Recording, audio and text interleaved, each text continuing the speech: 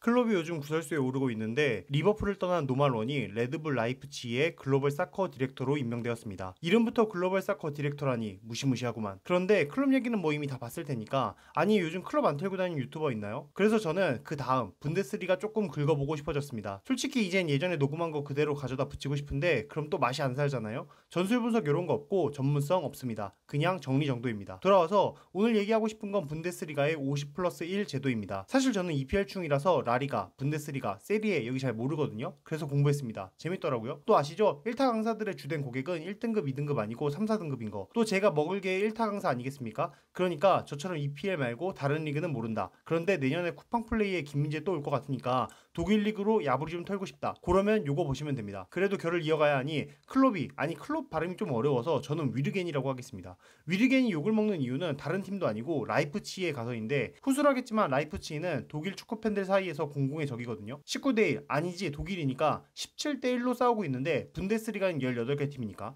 그런 공공의 적인 팀의 글로벌 사커 디렉터로 차기 국가대표 감독이었음 하는 축구 영웅이 간다?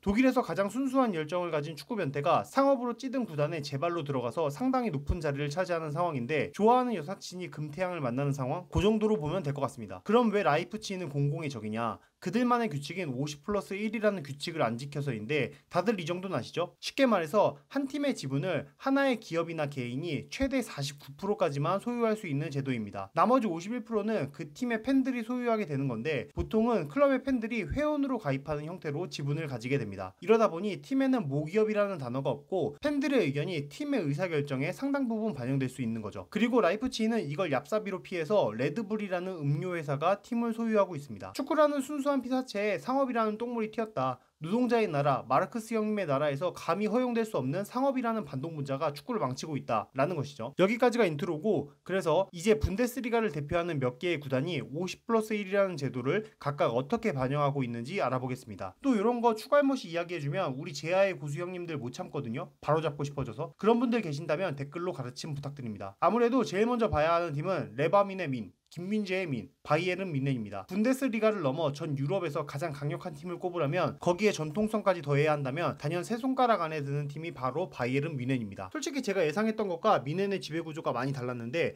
당연히 49%까지는 기업이나 개인이 소유가 가능하니까 49%는 특정 인물이나 기업이 가지고 있고 나머지 51%를 팬들이 가지고 있을 거라고 생각했거든요. 그런데 실상은 바이에른 뮌헨 EV라는 팬들, 즉 회원들의 연합체가 75%의 지분을 가지고 있고, 나머지 25%는 독일 기업인 아디다스, 아우디, 알리안츠가 가지고 있는 형태였습니다. 그러니까 이제 좀 이해가 되는 게, 뮌헨 경기장 이름이 알리안츠 아레나거든요. 쟤네 유니폼 아디다스고 선수들 몰고 다니는 차 아우디겠지 뭐.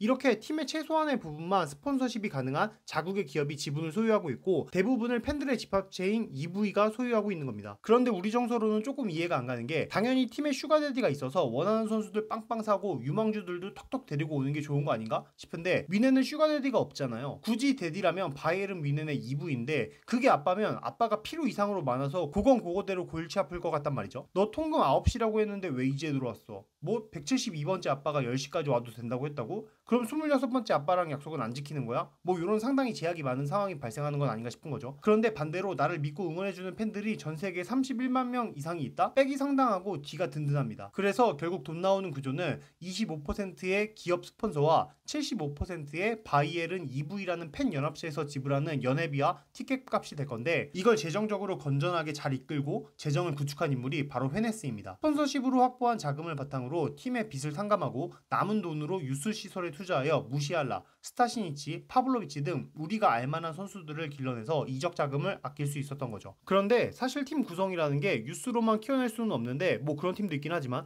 여하튼 이적 자금에도 돈을 써야 하는데, 확실히 재정 교육이 잘 되어 있는 팀이고 팀이 가지고 있는 로열티가 있어서인지 국내외 검증된 선수들을 합리적인 금액의 이적료로 데리고 올 수 있었습니다. 일단 뭐 팀이 재정적으로 건강하고 현금 부자니까 스폰서십으로 얻은 수익과 티켓값, 연회비 등으로 고정적인 수입을 만들어 놓고, 팬샵, 중계권료, 리그 성적에 따른 상금과 그 외에 투어 등에서 얻을 수 있는 익스트라 자금을 활용하여 마이너스가 없는 팀 운영이 가능하다. 이렇게 정리할 수 있겠습니다. 두 번째로, 지난 시즌 무패 우승을 차지한 바이엘 공사 레버쿠젠입니다. 제가 이 영상 만들려고 다른 영상 많이 봤는데 이스타에서 찬우 형님이 너무나도 당연하게 바이엘 레버쿠젠의 바이엘이 기업명이라고 하시더라고요. 그 아스피린 만드는 회사라고. 사실 저는 몰랐는데 여하튼 분데스리가만의 독특한 규칙인 50+1에 예외적으로 바이엘이라는 기업이 팀을 소유하고 있는 겁니다. 그리고 또 하나로 팀명에 기업명이 들어가면 안 되는 룰도 있거든요. 뭐가 많죠? 이게 다니까 이해하시고, 여하튼 기업명이 들어가면 안 되는데 바이엘은 기업명 아니냐, 규칙을 어기는 거 아니냐, 저저 레버쿠젠 반동분자들 아니냐 하고 싶지만 시험에 항상 예외라는 게 존재하잖아요. 분데스리가 출범 전부터 이미 모기업에서 지원을 받아 만든 팀의 경우에는 예외적으로 팀에 기업명을 넣는 것을 인정해 주었는데, 그렇게 리그에서 두 개의 팀만이 기업명을 넣는 것을 인정받았습니다. 그게 바이엘 레버쿠젠과 볼프스부르크입니다. 볼프스부르크는 폭스바겐이 모기업이 되는 기업이고요. 확실히 독일이 자동차의 나라라고 생각이 드는데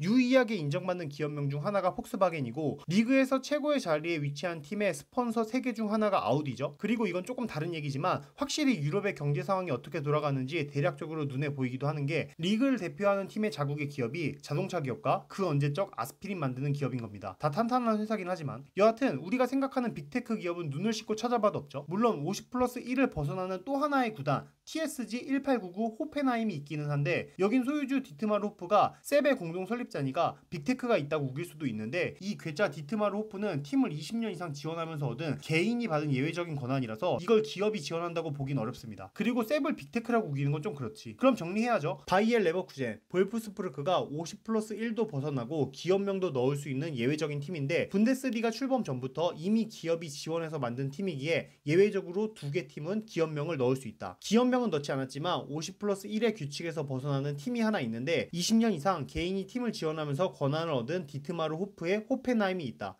호펜하임은 시험에 안 나오니까 까먹으셔도 됩니다. 이제 대망의 그 팀, 문제의 그 팀, RB 라이프치히입니다. 솔직히 라이프치히는 할 얘기가 너무 많은데 또 이런 전문성 없는 영상은 길어지면 재미없어져서 가능한 필요한 정보만 축약해서 소개해보려고 합니다. 제가 영상 초반에 레드불 라이프치히라고 소개해드렸는데 저 추갈못 자식 이럴 줄 알았다. 분데스리가의 RB는 레드불 아니고 라젠발볼의 약자 RB다. 잔디공이라는 억지스러운 단어 만들어서 레드불을 연상시키게 한 거다. 이러고 싶으시겠지만 억으로 한번 끌어본 거고, 이 RB라는 짜치는 이유가 라이프치히가 욕을 먹고 있는 이유 중 하나입니다. 분데스리가의 팀은 기업명을 팀명에 넣을 수 없는데 편법으로 레드불을 연상케 하는 팀명을 만들어낸 거죠. 그리고 라젠발은 또 하나의 편법으로 팀의 지배구조를 만들었는데, 모기업 레드불이 49%를 소유하고 나머지 51%가 레드불에 소속된 직원 17명이 지분을 갖는 형태로 나머지 지배 구조를 확보하였습니다. 이게 팬들이 팀의 지배 구조에 참여할 수 있는 분데스리가 규칙을 얍사비로 피해간 거다. 레드불이라는 회사가 축구를 상업화하려고 한다 라는 기치를 걸고 라젠발을 공공의 적으로 규정한 겁니다. 이게 일견 이해는 되는 게, 미넨 팬들이 가지고 있는 지분이 다 합쳐서 75%이고 인원만 31만 명이 넘는다고 하거든요. 라젠발은 51%를 17명이 가지고 있으니까, 그것도 레드불 직원이 가지고 있으니까 이건 편법이다. 사실상 라젠발은 레드불의 팀이다 라고 이야기하는 게 이해가 되기도 하고 사실이기도 한 거죠. 여하튼 라젠발의 지배구조는 이런데, 더해서 라젠발은 최초로 라젠발로 팀을 만들어서 올라온 게 아니고 오브리그 소속이던 SSV 모시기 팀을 레드불이 인수하여 재출범 후 레드불의 자본력을 바탕으로 근 6년 만에 1부까지 올라왔거든요. 현실 FM 해버린 거죠. 기존의 분데스리가 팬들이 볼 때는 개빡치는 상황을 연달아 만든 건데, 자신들의 축구 가치라고 생각한 50+1 팀 내 기업명 기입 불가라는 규칙을 지키지 않고 현실 FM까지 해버렸으니까요. 그런데 말입니다. 지금 제가 이야기한 건 전부 독일 분데스리가 팬들의 시선으로 본 이야기란 말이죠. 사실 들으면서 이게 뭐가 문제인가 하고 생각하신 분들 많을 텐데, 맞습니다. 이미 우린 자본주의의 노예잖아요. 아브라모비치 형님과 만수르라는 슈가데디의 맛을 봐서 이제 그들이 없으면 안 되는 몸이 되어버렸는데, 레드불이라는 슈가그룹이 들어온 게 뭐가 문제가 되는지 솔직히 모르겠단 말이죠. 레드불이 가진 긍정적인 영향만 보더라도 기존의 과거 서독 중심으로 구성된 리그에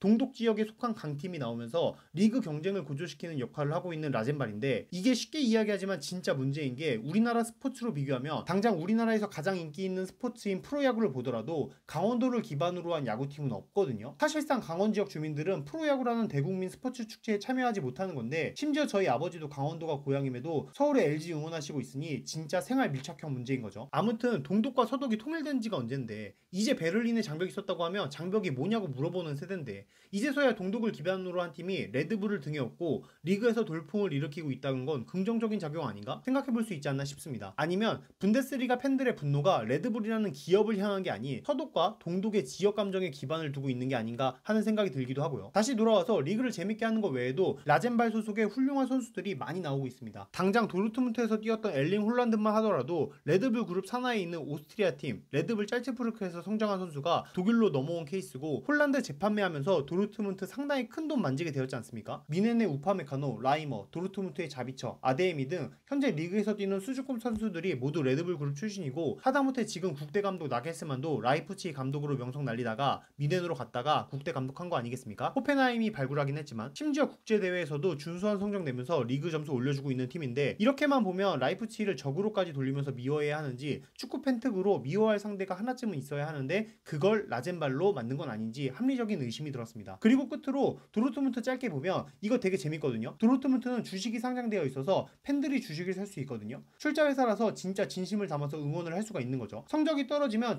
내 주식도 떨어지네 하면서 감정이입도 하고 다른 의미로 국민 구단이 되는 건데, 우리도 3점 모두가 함께 가지고 있어서 영차영차 응원하는 것처럼 돌문도 독일 국민 모두가 영차영차 하지 않을까 싶습니다. 이제 강의를 마무리 지어야, 아니 영상을 마무리 지어야 하니 필기노트 작성해드리면, 미네는 지배구조 75%를 팬이, 25%를 자국 기업이, 갓 헤네스가 재정 안정화 시켜놨고 유수 투자로 재무구조 선순환 시켜놨다. 레버쿠젠과 볼프스부르크는 50+1 팀명의 기업명 노출하지 않아도 되는 예외 구단이다. 호펜하임은 괴짜 구단주로 50+1 예외 구단. RB 라이프치히는 50+1 팀명의 기업명 노출 금지를 편법으로 이행하였고 5부 리그 팀을 돈으로 사서 올라온 천하의 나쁜 놈들이다. 도르트문트는 영차영차. 요 정도면 이제 여러분도 분데스리가 전문가입니다. 이제 분데스리가의 문제야. 라이프치히 경기를 즐겨보시는 건 어떨까요? 10월 24일 챔피언스 리그 매치데이 3에서 라젠발과 리버풀이 만납니다. 공교롭게도 클럽의 새 직장과 레전드가 되어 떠난 리버풀의 경기입니다. 또 리버풀이 레드불 선수들 야무지게 사용하고 있지 않습니까? 클럽 더비를 즐겨보겠습니다. 여하튼 오늘 영상 여기까지고요. 지금까지 축구지금이었습니다. 감사합니다.